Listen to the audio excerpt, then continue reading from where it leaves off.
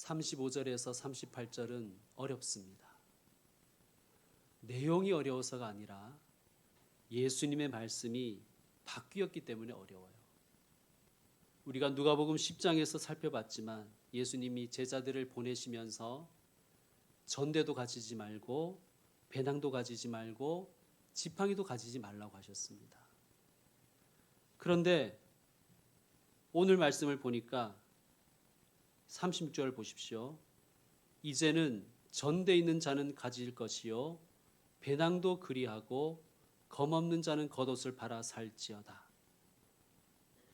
10장에서는 전대와 배낭과 지팡이를 신발을 가지지 말라고 하셨는데 이제는 전대와 배낭과 검을 가지라고 하십니다. 설교자는 이런 게 어려운 거예요. 왜 말이 바뀌었냐 이거죠. 왜 말이 바뀌었을까요? 심플하게 생각하십시다. 상황이 바뀌었기 때문입니다. 예수님이 이렇게 말씀하시잖아요. 이르시되 이제는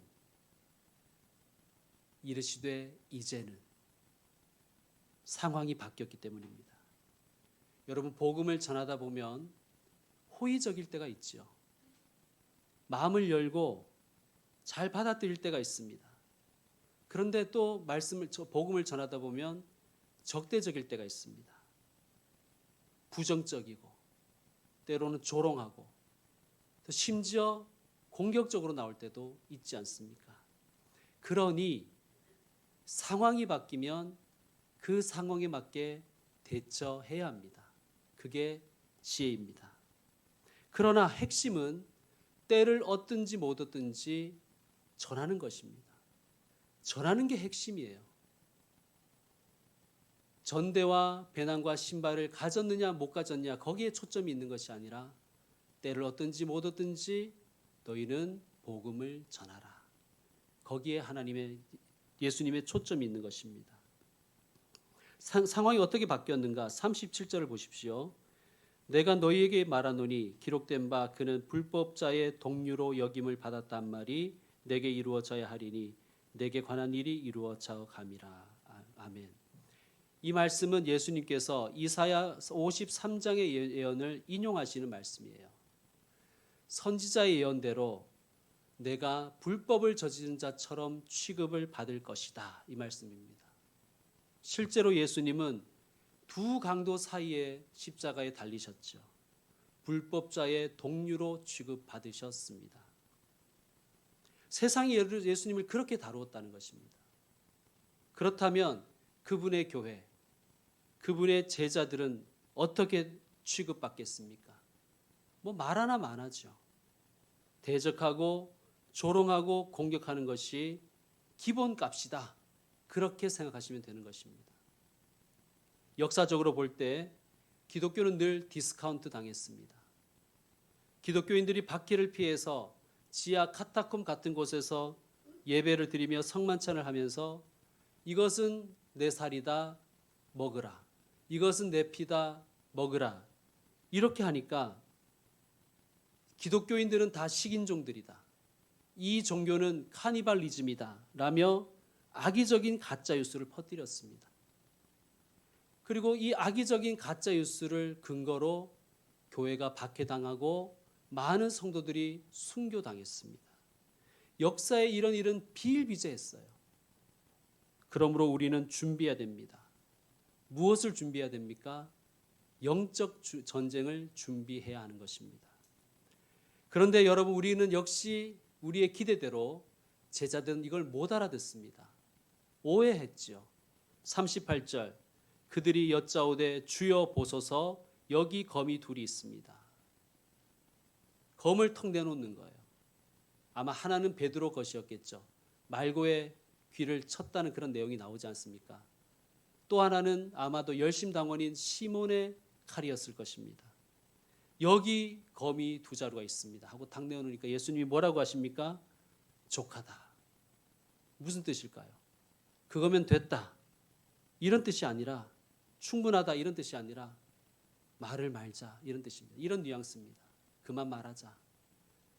예수님이 원하시는 영적 전쟁의 준비는 물질적인 것이 아닙니다. 그렇다면 무엇일까요? 39절 예수께서 나가사 직접 보여주십니다. 그게 무엇이었습니까? 기도였습니다. 기도. 예수님이 원하시는 영적 전쟁 준비는 기도하는 것입니다. 자, 오늘은 예수님의 기도를 우리가 한번 배워보도록 하겠습니다. 첫째, 예수님의 기도는 습관 기도였습니다. 무슨 기도요? 습관 기도. 따라합시다. 습관 기도. 여러분, 기도와 삶은 분리되지 않습니다. 사람은 기도를 닮아가요. 또 기도는 그의 삶을 담습니다. 기도를 공허하게 하는 사람이 있죠. 그 사람을 한번 보십시오. 그의 삶도 공허합니다. 기도를 경솔하게 하는 사람은 삶도 경솔해요. 기도만 하면 좋다. 그 사람 한번 살펴보십시오. 어떤 일을 해도 끈기 있게 하는 게 하나도 없을 거예요. 기도가 진지하다. 그러면 그는 삶을 대하는 태도도 진지합니다. 기도가 경건하다. 그러면 그의 인생도 경건합니다. 기도를 보면 그의 인생이 보이는 거예요. 여러분, 어떤 사람을 만났을 때 저 사람 어떤 사람일까 궁금하십니까? 기도를 한번 시켜보십시오. 그러면 그를 대략적으로 알 수 있습니다. 기도와 삶은 연결되어 있기 때문입니다. 자, 그렇다면 기도와 삶이 연결되어 있다면 내가 좀 내 삶을 바꾸고 싶다 하면 어떻게 하면 되겠습니까? 여러분, 삶을 바꾸는 것, 인생을 바꾸는 게 쉽지가 않잖아요. 그죠? 근데 기도와 삶이 연결되어 있다면, 기도와 인생이 관계 맺어 있다면 기도를 바꾸면 되는 것입니다. 기도를 바꾸면 인생이 바뀌는 것입니다. 따라합시다. 기도가 바뀌면 인생이 바뀐다. 오늘 설교의 제목과 같습니다. 기도가 바뀌면 삶이 바뀐다. 기도를 바꾸면 인생이 바뀐다. 여러분, 삶을 고치려고 노력해도 되지 않습니다. 그러나 기도는 바꿔볼 수가 있지 않습니까? 기도가 바뀌면 인생이 바뀐다는 것을 믿고 기도를 한번 바꿔보시길 바랍니다. 여러분, 우리는 생각이 중요하다고 그러잖아요. 나쁜 생각을 하는 사람은 나쁜 일을 할 가능성이 높아지죠. 좋은 것을 생각하는 사람은 좋은 인생을 살 확률이 높아집니다. 생각이 깊어지면 삶도 깊어지잖아요. 기도하면 하나님을 생각하게 되죠. 하나님의 말씀을 생각하고 하나님의 뜻을 생각하고 하나님의 마음을 생각하고 하나님의 방식을 생각하게 되어 있습니다. 기도가 진지한 기도라면 기도하는 사람은 주님을 닮아갈 수밖에 없습니다. 그런데 꼭 이렇게 말씀드리면 그러면 기도 안 하고 생각만 많이 하면 되겠네요. 이렇게 꼭 딴지를 거는 분들이 있어요. 물론 맞습니다. 생각을 많이 하면 사람이 바뀝니다. 그런데 생각을 하면 그러니까 생각은 나를 움직이지만 기도는 하나님을 움직이는 거예요. 하나님의 보호자를 움직이는 것입니다. 생각이 많으면 생각을 깊이 하면 내가 움직여지게 되지만 우리가 기도를 많이 하면 하나님을 일하시게 한다는 것입니다. 여러분, 기도가 중요합니다. 기도해야 하나님이 일하시기 때문입니다. 여러분, 그래서 예수님은 기도를 습관화하신 거예요. 39절 여러분 다시 한번 읽어주십시오. 39절 시작.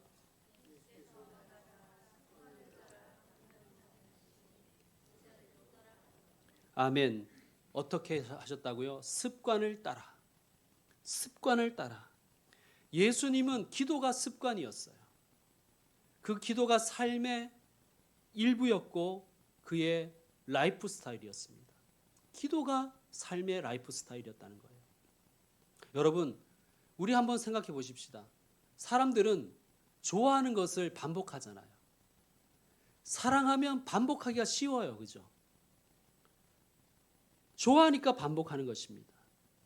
그래서 그의 습관을 보면 그의 삶과 그의 성격과 그의 인성도 볼 수가 있는 것 아닙니까? 그의 습관을 보면. 마찬가지로 저 사람의 기도의 습관을 보면 그의 영성을 알 수가 있는 거예요. 여러분, 기도를 사랑하시길 바랍니다. 그러면 기도가 습관이 되는 거예요. 기도를 좋아하시는 분들 되시길 바랍니다. 그래서 기도의 습관이 되는 분들 되시고 기도가 삶의 라이프 스타일이 되기를 축원드립니다. 마귀는요, 우리에게 기도가 습관되지 못하도록 늘 방해해요. 발버둥을 칩니다. 여러분, 기도를 한번 결심하고 한번 해보십시오. 기도를 중단할 거리가 얼마나 많이 생기는지 모릅니다. 기도를 안 할 핑계가 얼마나 많이 생기는지 몰라요. 여러분, 그런데 우리 한번 생각해 보세요. 우리 아파도 할 거 다 하잖아요. 아무리 바빠도 할 거 다 하지 않습니까? 직장도 가고 학교도 가고 친구도 만나고 밥도 먹고 두쫑쿠도 사 먹고 우리는 아무리 바빠도 아무리 힘들어도 할 건 다 해요. 그런데 꼭 힘들면 기도는 안 하더라고요. 꼭 새벽 기도는 안 나오고 금요 기도에는 안 나오고 예배는 안 나와버려요. 아니, 힘들어도 할 건 다 하는데 힘들다고 안 해버린다. 기도 안 하고 예배 안 하고 안 나와버린단 말이에요. 이게 마귀에게 속는 것입니다. 마귀는 우리에게 교묘하게 속여요. 이렇게 속입니다. 야, 기도만 하면 돼. 균형이 맞아야지. 맞는 말이죠, 그죠? 균형 잡힌 삶이 되는 건 맞는 말입니다. 자, 그런데 내가 보니까 내가 기도보다 노력을 덜 하는 것 같아요. 그럼 균형을 맞추려면 어떻게 해야 됩니까? 노력을 더 많이 해야 되는 건 아닙니까? 근데 우리는 꼭 어떤 마음이 드냐면 기도를 줄이자. 별로 하지도 않으면서 기도를 줄여서 하향 평준화 시켜버린단 말이에요. 마귀에게 속는 것입니다. 여러분, 기도해야 하나님이 일하십니다. 기도해야 기적이 일어나는 거예요. 여러분, 어떤 기적이 일어났다 그러면 틀림없습니다. 그 수면 아래에 기도가 있었던 거예요. 여러분. 그러니까 수면 위에서 생긴 거는 기적이지만 그 수면 아래 물 밑에는 뭐가 있었다? 기도가 있었다는 거예요. 자, 그러면 역으로 생각해 보십시다. 내가 기도하고 있어요. 그러면 뭘 믿으면 돼요? 기적이 일어날 것이다. 하나님이 일할 것이다. 하나님이 하실 것이다. 믿으면 되는 것입니다. 믿고 기도하는 거예요. 습관 기도가 중요합니다. 그러므로 여러분, 기도 시간을 한번 늘려가 보시길 바랍니다. 10분 하셨던 분은 20분 하고 30분 하셨던 분은 1시간 하고 여러분, 삶의 패턴이 바뀌려면요 21일은 해야 된대요. 이건 과학자들이 하는 얘기예요. 21일은 반복해야 패턴이 바뀐대요. 삶의 패턴이. 3주죠. 여러분, 3주를 초지일관하는 게 이게 쉬운 일이 아니에요. 그래서 우리는 시간의 테스트를 중요하게 여기잖아요. 여러분, 결혼하려고 하는 사람들에게 우리가 하는 충고가 뭡니까? 야, 사계절은 만나봐야지. 그렇잖아요. 무슨 뜻입니까? 시간의 테스트가 그렇게 중요하다는 거예요. 여러분, 사람을 뽑을 때 경력자를 우대하잖아요. 왜 그렇습니까? 자, 그 사람이 이 일을 5년 했다, 10년 했다 하면 이게 만만치 않다는 것을 우리는 알기 때문입니다. 여러분, 이 시간의 테스트는 기도에도 적용이 되는 거예요. 여러분, 다른 그 무엇보다도 한번 기도를 딱 붙잡고 쭉 한번 해보십시오. 언제 동안? 한번 3주간 한번 열심히 한번 기도해 보십시오. 기도가 우리의 인생을 바꿀 것입니다. 기도가 습관이 되면 영적 전쟁에서 승리하는 거예요. 성도 여러분, 기도가 어렵습니까? 습관이 되지 않아서 그래요. 습관이 들면 기도보다 쉬운 게 어디 있습니까? 여러분, 좋은 습관, 기도의 습관을 들이시는 귀한 분들 되시기를 축원드립니다.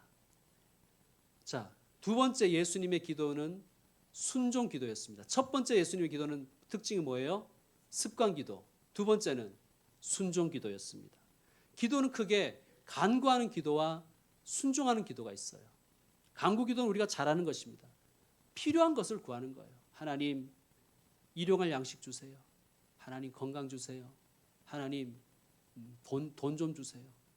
하나님, 인기 좀 주세요. 인기가 필요한 사람도 있지 않습니까? 하나님, 명예 좀 주세요. 그렇다면 순종 기도는 뭘까요? 아버지의 뜻을 구하는 기도입니다.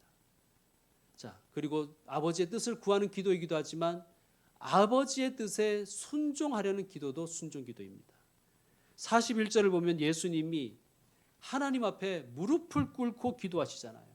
뭐라고 기도하셨냐면 42절 합독하십시다. 이르시되 아버지여 만일 아버지의 뜻이거든 이 잔을 내게서 옮기시옵소서. 그러나 내 원대로 마시옵고 아버지의 원대로 되기를 원하나이다 하시니. 아멘. 예수님이 하나님의 뜻을 모를 리가 없죠. 그런데 예수님 뭐라고 기도하십니까? 아버지여 만일 아버지의 뜻이거든 이 잔을 내게서 옮기시옵소서. 예수님이 아버지의 뜻을 몰라서 이 기도를 드리시는 게 아니에요. 예수님은 아버지의 뜻을 아셨는데 하나님의 아버지의 뜻이 좀 바뀌기를 원하셨던 것 같아요. 이 부분 나중에 제가 말씀드리겠습니다. 그런데 예수님의 결국 기도의 결론은 무엇입니까? 그러나 내 원대로 마시옵고 아버지의 원대로, 아버지의 뜻대로 되기를 원합니다. 내가 아버지 뜻에 순종하기를 원합니다. 그렇게 기도하셨습니다. 여러분 44절을 여러분 읽어주시기 바랍니다. 44절 시작.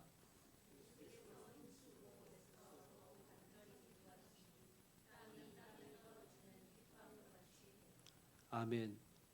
예수님이 순종하시기 위해서 얼마나 애쓰고 힘써서 간절히 기도하셨던지 땀이 핏방울처럼 떨어졌대요. 여러분. 실핏줄이 터진 것이죠. 왜 이토록 힘들게 기도하셨을까요? 왜 이렇게 예수님이 이렇게 애써서 힘써서 간절히 기도하셨을까요? 십자가가 너무 무거웠기 때문입니다. 아버지 너무 무겁습니다. 이 무거움은 반드시 육체적인 무거움만은 아닐 것입니다. 물론 육체적인 무거움에 대한 두려움도 예수님이 있으셨겠죠. 지금은 종영했는데 주일 저녁에 극한 84라는 프로그램을 인상적으로 봤습니다. 기안 84가 마라톤 하는 내용이에요. 얼마나 육신적으로 힘든지 막 구토하고 막 구역질하고 쓰러지고 얼음 깨먹고 뭐 난리도 아니더라고요. 뭐 육체적으로 힘들기도 하지만 정신적으로 심리적으로도 천만이 힘들어하더군요. 여러분 우리가 이런 말을 하잖아요. 그냥 한 대 맞고 말자. 그러면 속이 편하겠다. 뭐 그런 말도 하지 않습니까? 우리의 이 감정적인 심리적인 고통, 정신적인 고통이 육체적인 고통 못지 않다는 뜻이죠. 그런데 여러분 육체적이고 심리적인 고통보다 더 심한 고통이 있습니다. 바로 영적인 고통이에요. 여러분 혹시 죄 짓고 괴로워해 보신 적 있으십니까? 분명히 있겠죠. 죄 짓고 괴로워한 적. 우리는 죄 덩어리니까, 칼뱅의 표현대로 하면 우리는 죄 공장이니까.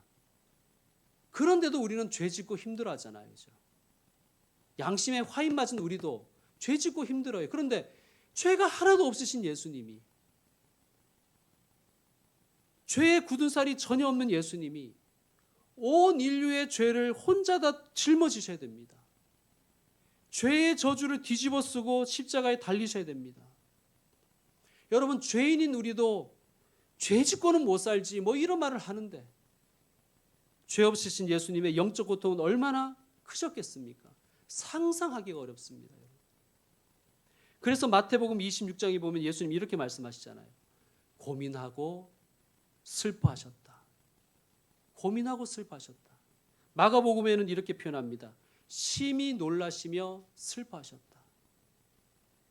또 이렇게도 예수님 말씀하셨습니다. 내 마음이 매우 고민하여 죽을 것 같다. 너무 힘들어 죽을 것 같다. 그렇게 표현하신 거예요. 심지어 히브리서 5장 7절에 보면 통곡과 눈물로 간구와 소원을 올리셨다고 말씀합니다. 예수님이 통곡하셨다는 거예요. 통곡하셨다는 거예요. 죄의 고통, 영적 고통을 생각할 때 그 영적 고통을 겪으시면서 너무 힘들어서 엉엉 우셨다는 거예요. 하나님 앞에서. 예수님은 그런 것입니다. 하나님, 죄의 고통이 이렇게 큰 줄 몰랐습니다. 죄가 주는 이 짐이 이렇게 무거운 줄 몰랐습니다. 하나님, 제가 짊어져야 될 죄의 무게가 너무나 무겁습니다. 죽을 것 같습니다. 얘들아, 내가 죽을 것 같다. 나를 위해서 좀 기도해 다오. 예수님 그렇게 부탁하시잖아요. 자, 얼마나 힘드셨는지 우리 44절 다시 한번 읽겠습니다. 시작. 예수께서 힘쓰고 애써 더욱 간절히 기도하시니 땀이 땅에 떨어지는 핏방울 같이 되더라. 아멘. 그런데 이렇게 힘드셨는데 예수님은 순종하기 위해 기도하신 거예요. 그 결과가 어떻습니까? 예수님이 순종 기도 드리시고 순종을 위해 걸어가시고 그 결과는 어떻습니까? 우리 말씀 한번 찾아보겠습니다. 빌립보서 2장 찾겠습니다. 신약 성경 320쪽쯤에 있습니다. 빌립보서 2장.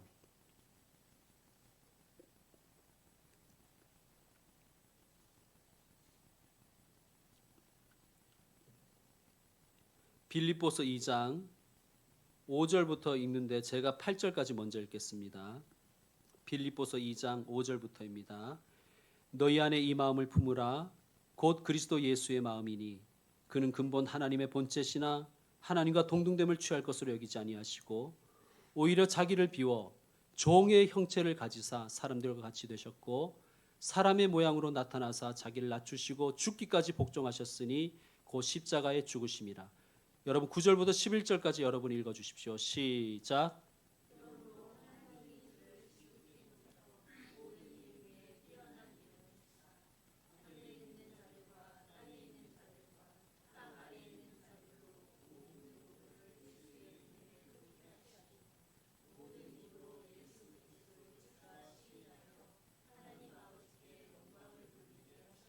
아멘.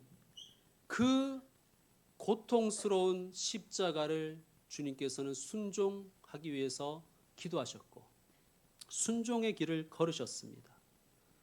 계속 기도하시면서 걸으셨겠죠. 그러자 하나님이 어떻게 하셨다고요? 그를 지극히 높여 모든 이름 위에 뛰어난 이름을 주셨다는 거예요. 하늘에 있는 자들과 땅에 있는 자들과 땅 아래에 있는 자들을 모든 무릎을 예수의 이름에 꿇게 하셨다는 것입니다. 그리고 모든 입으로 예수를 그리스도라 주라 시인하여 하나님 아버지께 영광 돌리게 하셨다는 것입니다. 순종의 결과가 놀랍죠. 승리와 영광입니다. 여러분, 예수님은 순종 기도의 결과를 우리에게 보여주신 거예요. 너희도 나와 같이 순종 기도하고 순종하여 나아가면 승리와 영광을 주겠다, 이런 뜻입니다. 여러분, 그러므로 우리는 간구 기도보다 순종 기도를 더 많이 해야 될 것입니다.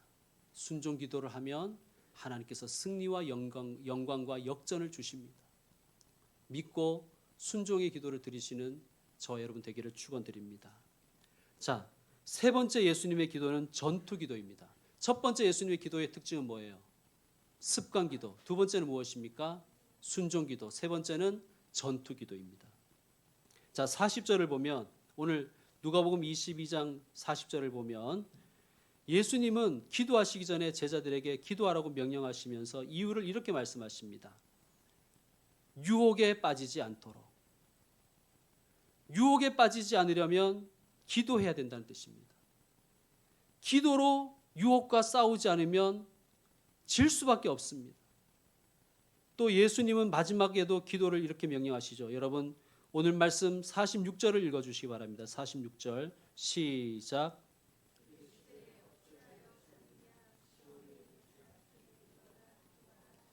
아멘. 왜 기도해야 됩니까? 시험에 들지 않도록. 반대로 생각하면 어떻습니까? 기도 안 하면 시험에 드는 거예요. 40절에는 유혹이라고 번역했고 46절에는 시험이라고 번역했지만 헬라어로는 동일한 단어예요. 페이라스모스, 영어로는 템테이션이죠. 우리 한글 성경은 마귀가 주는 페이라스모스는 유혹이라고 번역했고 하나님이 주시는 페이라스모스는 시험이라고 번역했습니다. 그러나 뭐 유혹이든 시험이든 공통점은 뭐냐 하면 이겨야 한다는 거예요. 이겨야 한다. 어떻게 이깁니까? 기도로 이기는 거예요. 그냥 기도로는 안 돼요. 전투 기도로 이길 수밖에 없습니다. 씨름 기도를 해야 됩니다. 전투적으로 기도하지 않으면 시험과 유혹에 넘어가고, 시험과 유혹에 넘어가면 어떻게 되냐면 막 살게 되는 거예요. 예수님은 왜 그렇게 전투 기도하셨을까요? 예수님께 유혹이 너무 많으셨기 때문이에요.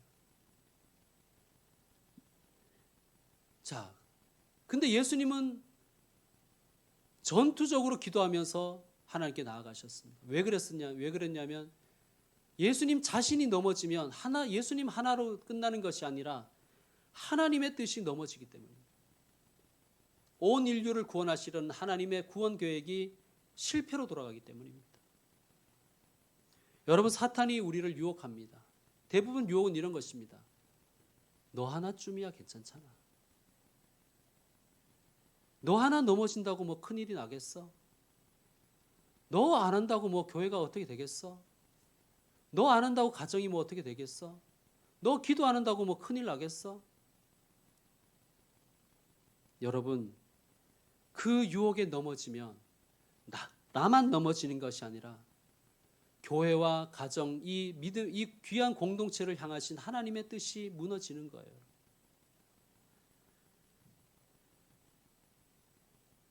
내가 넘어지면 나만 넘어져 있는 것이 아니라 나 때문에 다른 사람도 걸려 넘어지는 거예요. 사도 바울이 그것을 이렇게 표현했습니다. 십자가의 원수. 제가 빌립보서 3장 18절을 읽어드리겠습니다. 내가 여러 번 너희에게 말하였거니와 이제도 눈물을 흘리며 말하노니 여러 사람들이 그리스도의 십자가의 원수로 행하느니라. 유혹에 넘어가 버려서 나 하나쯤은 뭐 괜찮겠지 해서 유혹에 넘어가 버려서 어떻게 됐냐면 십자가의 원수가 되었다는 거예요. 여러분, 십자가의 원수가 되면 안 되죠. 아니, 그런데 우리 누가 그리스도 십자가의 원수가 되고 싶겠습니까? 누가 가룟 유다가 되고 싶겠어요? 기도 안 하면 그렇게 된다는 것입니다. 기도 안 하면 십자가의 원수가 되고 가룟 유다가 된다는 것입니다. 그러므로 여러분, 교회는 무조건 기도해야 되는 거예요. 예수님께서 요한복음 6장 30절에서 이렇게 말씀하셨습니다. 내 아버지의 집은 기도하는 집이다. 반대로 기도 안 하면 가짜 교회라는 것입니다. 기도 안 하면 가짜 성도라는 거예요. 여러분, 기도해야 진짜 교회, 진짜 성도인 것입니다. 여러분, 십자가의 원수, 십자가의 장애물이 아니라 예수님이 기뻐하시는, 예수님이 원하시는 교회가 되기를, 그러한 성도가 되기를 축원드립니다. 말씀 정리하겠습니다. 제가 어떤 성도님에게 기도는 얼만큼 하세요? 라고 물으니까 3번 한대요, 기도를. 자랑스럽게. 그래서 제가 반가워서 언제 기도하시냐 그러니까 아침 먹을 때, 점심 먹을 때, 저녁 먹을 때 한다 그러더라고요. 식기도만 한다는 거죠, 쉽게 말하면. 여러분, 따라합시다. 식기도는 에티켓이다. 그게 에티켓이에요. 식기도는 여러분 기도에 이렇게 카운터 하시면 안 됩니다. 그거는 예의죠, 예의. 에티켓입니다. 커먼 센스, 상식적인 거예요. 여러분, 기도의 부흥이 있기를 축원합니다. 우리 오늘 예수님의 기도를 배웠습니다. 습관기도, 순종기도, 전투기도. 습관기도를 먼저 해보십시다. 어떻게 하느냐? 아까도 말씀드렸지만 기도의 양을 늘려보는 것입니다. 근데 기도의 양을 늘린다는 것이 이렇게 쉽지가 않아요, 여러분. 말은 쉬운데 그렇게 쉽지가 않아요. 그럼 방법이 뭐냐 하면요, 기도의 사람과 함께하는 거예요. 기도의 사람은 어디에 있느냐? 새벽 기도회와 금요 기도회에 있습니다. 여러분, 기도의 사람과 함께 기도회를 나오시면 아마 처음에는 구경만 하실 거예요. 근데 여러분, 세상에 제일 힘든 게 뭐냐면요, 기도하는 사람 구경하는 거예요. 예배 와서 예배하는 건 구경하는 건 별로 어렵지가 않아요. 왜냐하면 구경꾼들이 많거든요. 근데 기도회에 왔는데 기도 안 하고 있는 거는 진짜 괴로워요. 그래서 기도할 수밖에 없습니다. 그런데 기도에 나와서 기도 안 하고 있는 것도 있는 그런 사람도 있지만 그건 대단한 은사라고 생각합니다. 기적 같은 은사예요. 마귀가 주는 은사라서 문제지만 여러분 습관 기도를 하려면요. 기도의 사람과 함께 기도의 자리로 나오십시오. 한번 나와보시면 알아요. 새벽 기도 때 보통 뭐 어떤 분은 1시간, 어떤 분은 1시간 반 기도하는데 한번 그분하고 끝까지 한번 앉아 있어 보겠다 한번 생각하고 있어 보세요. 이게 가시방석일 겁니다, 여러분. 기도 안 하고는 못 버틸 거예요. 습관 기도를 먼저 해보시기 바랍니다. 습관 기도가 되면 순종 기도, 전투 기도, 씨름 기도도 가능해집니다. 그러면 어떻게 되는가? 오늘 본문 43절처럼 천사가 하늘로부터 예수께 나타나 힘을 더하더라. 아멘. 천사가 도와줍니다. 힘을 더해줍니다.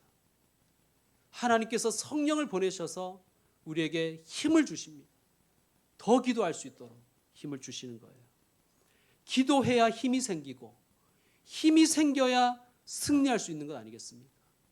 성도 여러분, 기도는 노동이라고 합니다. 기도가 그렇게 힘들어서 그러는 거예요. 왜 그렇게 기도가 힘드냐면 우리의 본성과 맞지 않아요, 기도는. 그런데 여러분 웬만한 힘든 것도 다 하고 살고 계시지 않습니까? 그 힘든 결혼 생활도 유지하고 계시지 않습니까? 그 힘든 결혼을 하려고도 하지 않습니까? 그 힘들다는 명절, 며느리 노릇도 하고 계시지 않습니까? 그런데 기도는 힘들면 안 한다 그래 버려요. 그러니까 습관이 안 되는 것이지 않습니까? 여러분 그 힘든 결혼 생활도 해내고 계시고 그 힘든 사업도 하고 계시고 그 힘든 집안일도 하시고 그 힘든 명절도 보내시는데 왜 기도는 힘들다고 안 하십니까? 나는 뭐 기도가 저절로 나오더라 이런 사람은 없습니다, 여러분. 그런 일은 죽었다 깨어나도 기도가 저절로 나오더라 이런 사람은 죽었다 깨어나도 없습니다. 습관과 순종과 매달림과 씨름이 있어야 기도를 할 수 있습니다. 여러분 목사인 저도 지금까지도 기도가 쉬웠던 적은 한 번도 없습니다. 아, 기도 쉽네. 한 번도 없습니다. 마귀는 늘 저를 이렇게 유혹합니다. 설교해. 책 좀 많이 읽어. 상담도 좀 해라. 신방도 좀 가고. 또 봉사도 좀 해라. 그런데 기도만 하지 말아라. 이렇게 유혹하는 거예요.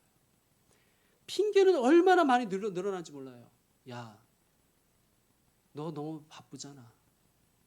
야, 너 너무 힘들잖아. 너 나이도 들었잖아. 야, 너 아프잖아. 기도하지 마. 기도를 못하게 하는 유혹과 시험을 이기는 힘은 역설적이게도 기도밖에 없습니다, 여러분. 다시 말씀드립니다. 기도를 바꿔보십시오. 삶이 바뀝니다. 기도가 바뀌면 인생이 바뀝니다. 기도가 바뀌시기를, 그리하여 여러분의 인생이 바뀌시기를 축원드립니다. 우리 함께 합심기도 드리도록 하겠습니다.